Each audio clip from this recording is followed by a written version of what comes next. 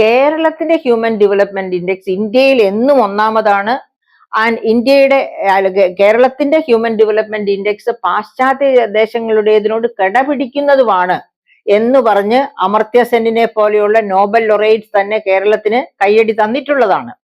അങ്ങനെയുള്ള കേരളത്തിലാണ് ഈ ആരോഗ്യത്തെ പരിപാലിക്കുന്നതിന് ആവശ്യമായ ഒരു ദിവസം ഒരു മുട്ട ഒരു കുട്ടിക്ക് എന്ന രീതിയിൽ കൊടുക്കാൻ പോലും കഴിയാതെ വിഷമിക്കുന്നത്. അപ്പൊ നമ്മൾ തീർച്ചയായിട്ടും അത് പരിഗണിക്കണം.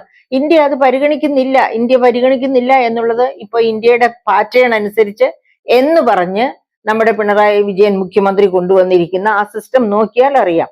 പ്രൈമറി സ്കൂളിൽ എത്ര കുട്ടികൾ ഉണ്ടെങ്കിലും 6 രൂപ. അതുപോലെ തന്നെ അപ്പർ പ്രൈമറി സ്കൂളിൽ എത്ര കുട്ടികൾ ഉണ്ടെങ്കിലും 8 രൂപ 17 പൈസ. അപ്പർ പ്രൈമറി സ്കൂളിൽ 8 രൂപ 17 പൈസ. പ്രൈമറി സ്കൂളിൽ അതായത് 1 മുതൽ 5 വരെയുള്ള ക്ലാസ്സുകളിൽ 6 രൂപ ഒരു കുട്ടിക്ക്.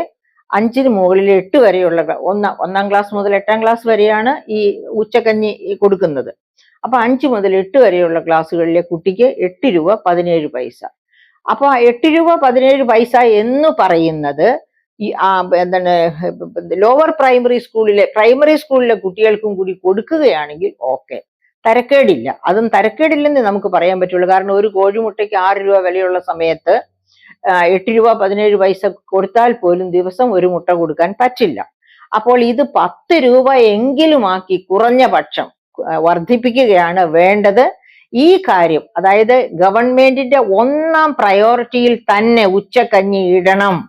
കാരണം അതിദരിദ്രരായ കേരളീയർ, അവരുടെ കുട്ടികൾ ഈ ഉച്ചക്കഞ്ഞിയെ മാത്രം ലാക്കാക്കി സ്കൂളിൽ വരുന്നവരുണ്ട്.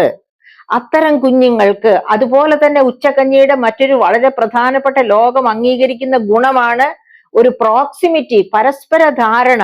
ഞങ്ങളെല്ലാം ഒരു ദൈവത്തിന്റെ മക്കളാണ്, അല്ലെങ്കിൽ ഒരു രാജ്യത്തെ we are all brothers and sisters in India എന്ന ആ ഒരു സഹോദരത്വം അവരിൽ ജനിപ്പിക്കാൻ സഹായിക്കുന്നതാണ്.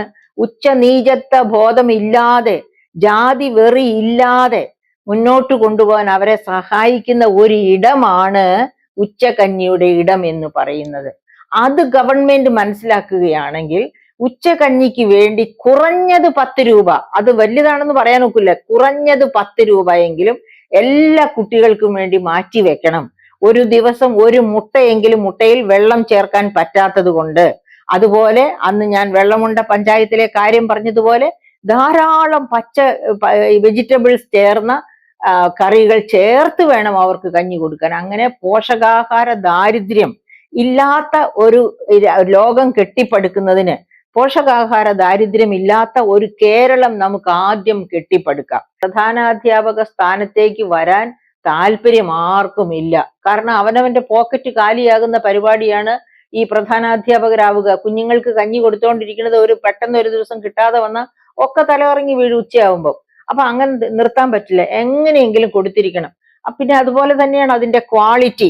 നമ്മൾ ഓർക്കേണ്ട ഒരു പ്രധാനപ്പെട്ട കാര്യമുണ്ട്. മില്ലേനിയം ഡെവലപ്മെന്റ് ഗോൾ 2030 ആവുമ്പോഴത്തേക്ക്, 21ാം നൂറ്റാണ്ട് തുടങ്ങിയതിന് ശേഷം യുണൈറ്റഡ് നേഷൻസ്, അതായത് അതിലെ അംഗരാഷ്ട്രങ്ങളെല്ലാം ചേർന്ന് 196 അംഗരാഷ്ട്രങ്ങളും ചേർന്ന് എടുത്ത തീരുമാനമാണ് 2030 ആകുമ്പോഴത്തേക്കും വിശപ്പുരഹിത ലോകം, അതായത് ഹങ്കർ ഇല്ലാത്ത, പട്ടിണി ഇല്ലാത്ത ലോകം, പോഷകാഹാര ദാരിദ്ര്യമില്ലാത്ത ലോകം.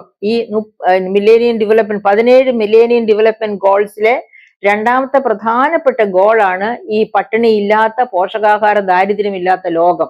അപ്പൊ അതിലേക്കാണ് നമ്മൾ പോകേണ്ടത്. അങ്ങനെ പോകുക എന്ന് വെച്ചാൽ 2030 അടുക്കാറായി കേട്ടോ, 2024 ഇപ്പോഴും ഉച്ചക്കഞ്ഞി കൊടുക്കാൻ പോലും നിവൃത്തിയില്ലാതെ കേരളം നീന്തുന്നു എന്ന് പറഞ്ഞാൽ എത്ര ലജ്ജാകരമാണ് കേരളത്തിന്റെ അവസ്ഥ എന്ന് ഓർത്തു നോക്കൂ. അപ്പം എന്താണ് ഇവിടെ സംഭവിച്ചുകൊണ്ടിരുന്നത്? പ്രധാനാധ്യാപകരുടെ സ്ഥാനത്തേക്ക് വരാൻ പോലും ആർക്കും താല്പര്യമില്ല. അങ്ങനെ ഉച്ചക്കഞ്ഞി ഒരു വലിയ പ്രതിസന്ധിയിലായിരിക്കുന്ന സാഹചര്യം. ആ സാഹചര്യത്തിലാണ് ഇപ്പൊ ഒരു മാറ്റം കൊണ്ടുവന്നിരിക്കുന്ന മാറ്റം എന്താണെന്ന് നമുക്കൊന്ന് നോക്കാം.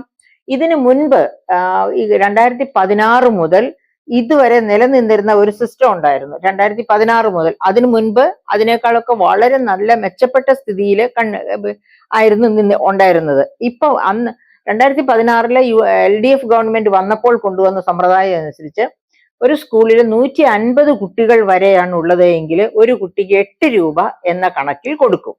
150 മുതൽ 500 കുട്ടികൾ വരെ ഉണ്ടെങ്കിൽ ഒരു കുട്ടിക്ക് 7 രൂപ എന്ന ക്രമത്തിൽ കൊടുക്കും.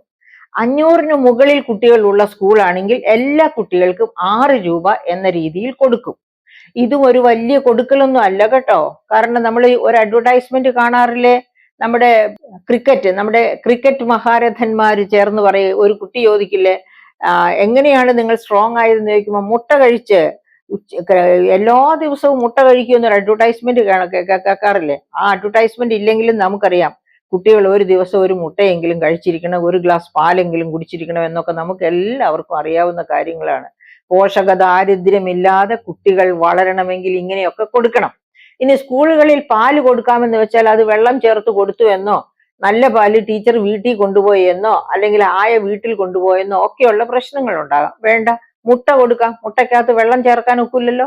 അപ്പൊ എല്ലാ ദിവസവും ഒരു കുട്ടിക്ക് ഒരു മുട്ട എന്ന രീതിയിൽ കൊടുക്കുകയാണ് എങ്കിൽ തന്നെ, അതായത് നമ്മുടെ സ്കൂളുകളിൽ, സാധാരണ ഗവൺമെന്റ് സ്കൂളുകളിലും ഒക്കെ പഠിക്കുന്ന കുട്ടികൾ ആരും വലിയ ധനിക ഗ്രഹങ്ങളിൽ നിന്ന് വരുന്നവരൊന്നുമല്ല. എല്ലാവരും സാധാരണ ശരാശരി കുടുംബങ്ങളിൽ നിന്ന് വരുന്നവരാ. അവരെല്ലാം, അതായത് മുട്ട വീട്ടിൽ ഉണ്ടെങ്കിൽ പോലും അത് കൊണ്ടുപോയി കടയിൽ വിറ്റ് കിട്ടുന്ന പണം കൊണ്ട് മറ്റ് അത്യാവശ്യ സാധനങ്ങൾ വാങ്ങിക്കുന്നവരാണ്. സ്വന്തം കുഞ്ഞിന് ഒരു ദിവസം ഒരു മുട്ട കൊടുക്കുക എന്ന് വെച്ചാൽ അത് പറ്റില്ല പല കുടുംബങ്ങളിലും.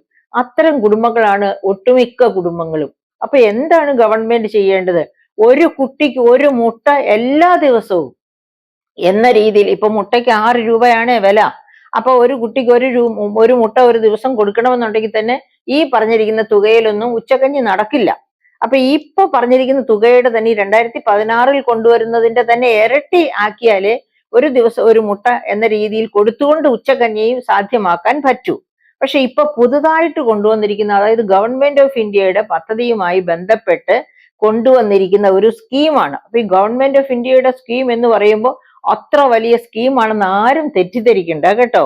ഹ്യൂമൻ ഡെവലപ്മെന്റ് ഇൻഡെക്സിലെ ആദ്യം പരിഗണിക്കുന്ന 2 നോംസ് എന്താണെന്നറിയാമോ? ആരോഗ്യം, വിദ്യാഭ്യാസം. എന്നിട്ട് പിന്നെ അതിന്റെ സ്റ്റാൻഡേർഡ് ഓഫ് ലിവിങ്, നമ്മുടെ ലോഞ്ചിവിറ്റി, അതായത് ആയുർദൈർഘ്യം, ഇങ്ങനെ പല ഫാക്ടേഴ്സ് ഉണ്ട്. ഇതിലെ ആദ്യത്തെ എന്താ പറയുക, ആരോഗ്യം. അല്ല, ഈ ഇൻഡെക്സ് തന്നെ എടുക്കുക. ഹ്യൂമൻ ഡെവലപ്മെന്റ് ഇൻഡെക്സ് കൊണ്ടുവന്ന കാലം മുതല് ഇന്ത്യയുടെ സ്ഥാനം 140-ന് മുകളിലാണ്. കഴിഞ്ഞ വർഷം 142, 143 അപ്പൊ അത്രയ്ക്ക് ദോഷമായിരിക്കുന്ന ആ ഹ്യൂമൻ ഡെവലപ്മെന്റ് ഇൻഡെക്സില് കേരളത്തിന്റെ ഹ്യൂമൻ ഡെവലപ്മെന്റ് ഇൻഡെക്സ് ഇന്ത്യയിൽ എന്നും ഒന്നാമതാണ്. എത്ര ഖജനാവ് കാലി എന്ന് പറഞ്ഞാലും എവിടെയൊക്കെ എന്താണ് വെക്കണോ അവിടെയൊക്കെ തടവെച്ച് പണം സ്വരൂപിച്ച് ഈ കുഞ്ഞുങ്ങളാണ് നമ്മുടെ ഭാവി. കേരളത്തിന്റെ ഭാവി മുഖം എന്ന് പറയുന്നത് ഈ കുഞ്ഞുങ്ങളാണ്. ആ കുഞ്ഞുങ്ങളിൽ നിക്ഷേപിക്കുക. അവരിൽ നിക്ഷേപിക്കുന്നതാണ് 10,000 ഇരട്ടി പ്രകാശത്തോടുകൂടി, ശക്തിയോടുകൂടി പ്രതിഫലിച്ച് വർദ്ധിച്ചു വരുന്നത്. അതായിരിക്കും ഭാവി കേരളം. അതുകൊണ്ട് ഉച്ചക്കഞ്ഞി ഒരു ചർച്ചാ വിഷയമാക്കി നശിപ്പിക്കാതെ അവർക്ക് സമ്പുഷ്ടമായ ആഹാരം കൊടുക്കണം ഒരു നേരം എന്ന് തന്നെ ഗവൺമെന്റ് തീരുമാനിക്കുക. അത് മാത്രമാണ് എനിക്ക് അഭ്യർത്ഥിക്കാനുള്ളത്.